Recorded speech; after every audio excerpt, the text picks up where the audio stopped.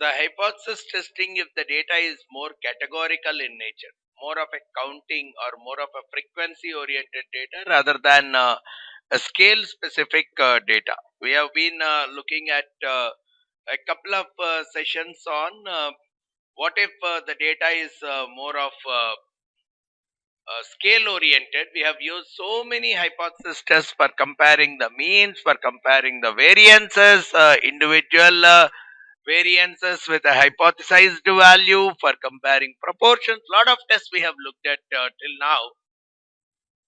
So if at all my data is more categorical in nature, which means the counting related, what kind of statistical tests can be performed on them? What says what the scenario is typically there are two different kinds of scenarios which we will talk about, but for both of them we would be using what is called as a chi-square test. So whenever the data is more categorical and only a counting is possible on the data, we can use for comparisons against again here also the comparison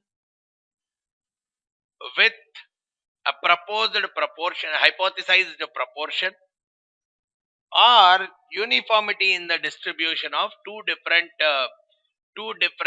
variables altogether.